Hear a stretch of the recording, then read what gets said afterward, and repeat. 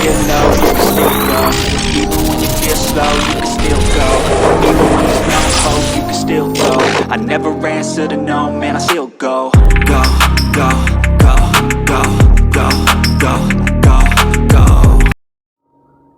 Brian Giles with Brian Giles MTG. And this is the second video for Dominaria Remastered.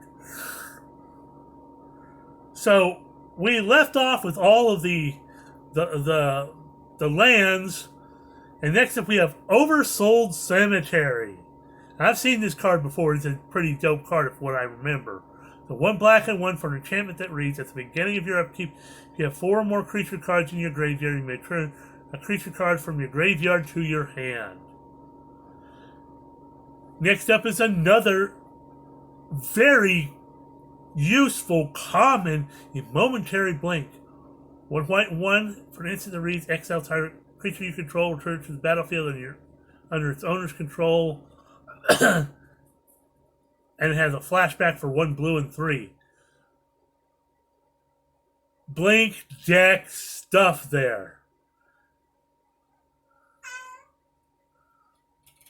Next up, we have something back from the original day in Giant Spider. So 1 green and 3 for a 2/4 spider with reach. And then we have another reprint of Ornithopter for 0 colorless mana. You get a 0/2 artifact creature Thopter with flying. Next up, Hoo-Ha! The ultimate callback for a set like this in Shivan Dragon. 2 red and 4 for a 5/5 dragon with flying and fire breathing, which is pay 1 red mana. Shivan Dragon gets +1/+0 till end of turn. And next up, shout out to Savannah Lion from the Netherlands. Hoo-Ha! 1 white mana for Savannah Lions, 1 white mana for a 2/1 cat. And then we have White Mane Lion for 1 white and 1 for a 2/2 cat with flash. When White Mane Lion enters the battlefield, return a creature you control to its owner's hand.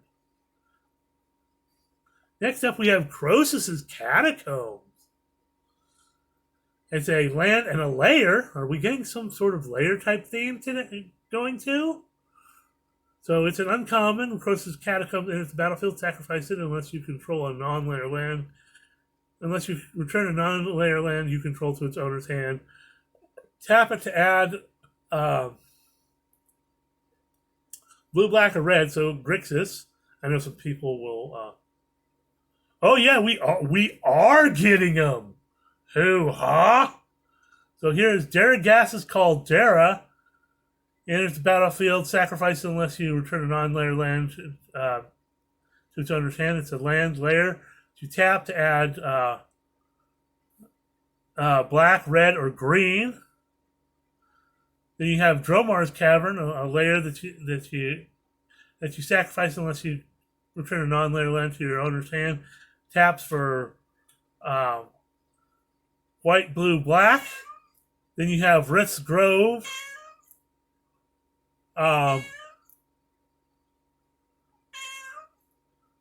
So when it enters the battlefield, sacrifice unless you return a non-lair land you control to its owner's hand.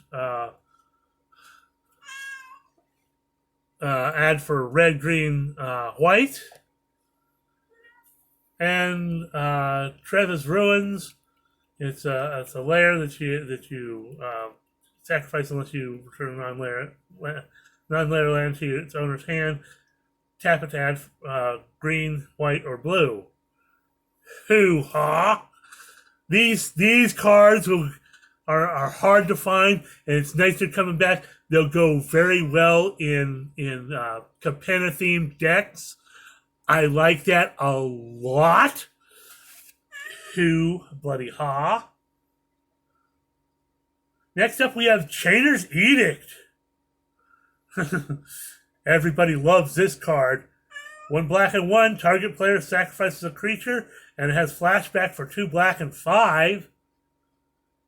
Next up, we have Deadwood Tree Folk for a beefy 1 green and 5 for a Tree Folk. It's a 3/6 Tree Folk with Vanishing 3. This creature enters the battlefield with 3 time counters on it. At the beginning of your upkeep, remove a time counter from it. When the last is removed, sacrifice it.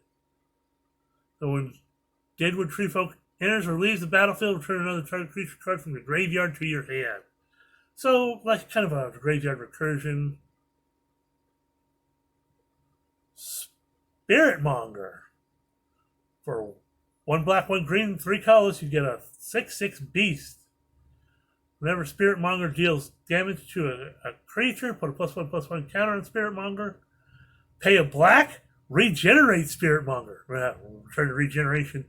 Or pay a green, Spiritmonger becomes the color of your choice until end of turn.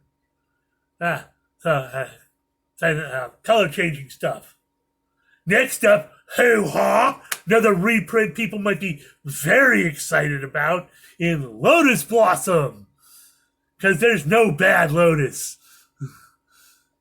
Lotus Blossom is 2 colors for an artifact that reads at the beginning of your upkeep. You may put a petal counter on Lotus Blossom. Tap it, sacrifice Lotus Blossom, add X mana of any 1 color, where X is the number of petal counters on Lotus Blossom. Hoo-ha! Yeah! Lotus Blossom.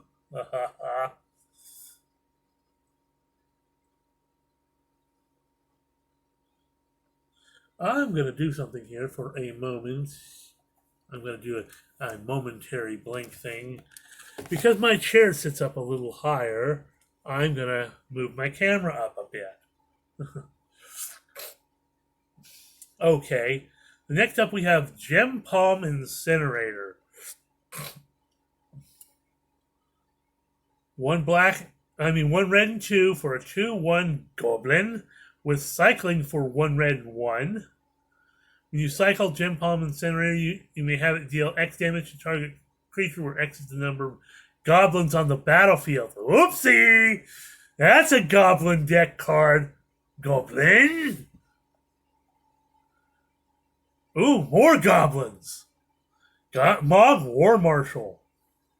For 1 red and 1, you get a 1/1 Goblin Warrior with Echo for 1 red and 1. Beginning of your upkeep, if this came under your control, at the beginning of your last upkeep, sacrifice unless you pay its Echo cost. When Mog War Marshal enters the battlefield or dies, create a 1/1 red Goblin creature token. More creature token. Next up, we have another good reprint for goblins in Pashalik Mons. For 1 red and 2, you get a 2/2 legendary Goblin Warrior. Whenever Pashalik Mons or another goblin you control dies, Pashalik Mons deals 1 damage to any target. For 1 red and 3, sacrifice a goblin, create 2 red goblin creature tokens. That's fun. Next up, we have Thrallnew's Crusade. 1 black, 1 red, and 1 for a champion that reads, all goblins get +1/+1. All goblins are black and are zombies in addition to their other creature type. Zombie goblins! Hoo-ha! Nature's lore! 1 green and 1 for sorcerer reads, search your library for a forest card, put that card to the battlefield, then shuffle. I love that card back in the day. It's still a fun card. It's still one of the best, search your library for some lands, mana fixing cards there is. Next up we have Thran Golem, a beefy 5 mana for artifact creature Golem. It's a 3/3. As long as Thran Golem is enchanted, it gets +2/+2, has flying, first strike, and trample. That could be bad. I can think of some decks that could go in and just no, thank you. Especially some of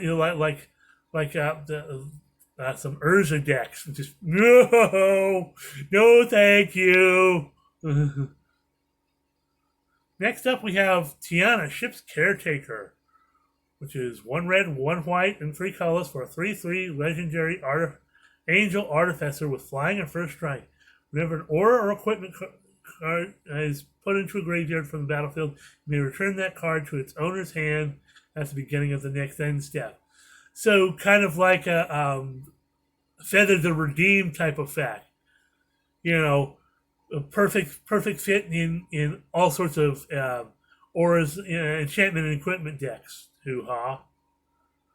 Oh, another ugly card. Arcanus the Omnipotent. 3 green and 3 for a 3/4 legendary human wizard. Tap it to draw 3 cards. Or pay 2 blue and 2, return Arcanus the Omnipotent to its owner's hand. So it has its own bounce effect, and you can draw 3 cards. Pair that in a Shieldred deck. F me.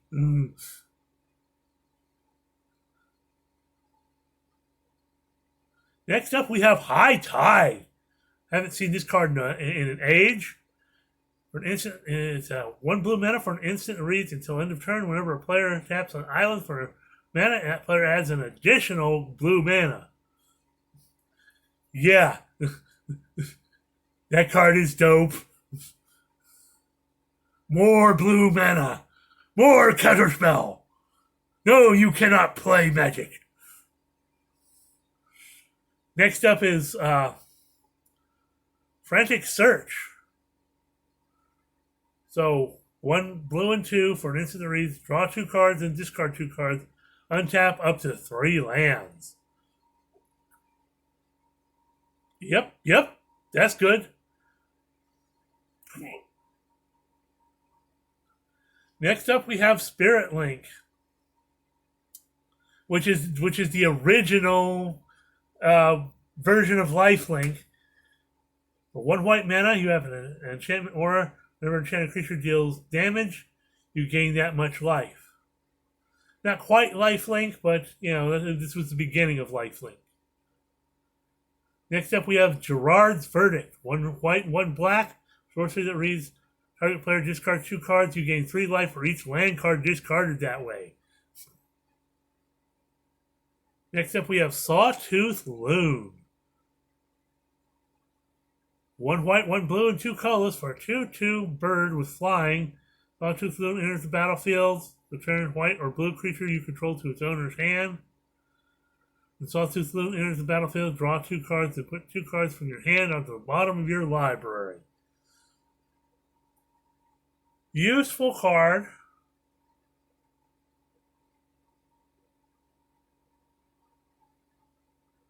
So next up we have Overmaster. 1 red mana for a sorcery that reads, next instant or sorcery spell you cast this turn can't be countered. And draw a card. That card is dope. Card drawn red is fairly rare. And you get to your next instant and sorcery spell can't be countered. Next up is a super amazing card. Is Mystic Remora. Now, lots of people played this back in the day, even though it had the cumulative upkeep. So it's one blue mana for enchantment with cumulative upkeep 1, which means at the beginning of your upkeep, put an age counter on this permanent. Then sacrifice it unless you pay its upkeep cost for each age counter on it. Whenever an opponent casts a non-creature spell, you may draw a card unless that player pays 4 colorless mana. So in a Shieldred deck, this could be fun. But what's really cool about this is this, even though it has the Dominaria Remastered symbol on it, it's old bordered. Collectible! Next up, we have Maze of Ith. A land says untap target attacking creature, prevent all combat damage, will be dealt to and dealt by that creature this turn. Next up, we have another cool reprint. in Elvish Spirit Guide. Shout out to DJ Longhair. 1 green and 2 for an elf spirit. Exile Elvish Spirit Guide from your hand. Add a green mana. It's a 2/2 for 1 green and 2 for a 2/2 elf spirit. Hoo ha! Next up, we have Terror. That was a card from back in the day. 1 black and 1, destroy target non-artifact, non-black creature, can't be regenerated. And of course, because we need another tutor, it's Worldly Tutor. 1 green mana for an instant research your library for a creature card, reveal it, put it to the shuffle, put that card on top. So that's it for the spoilers so far. I'll get these videos up as soon as possible.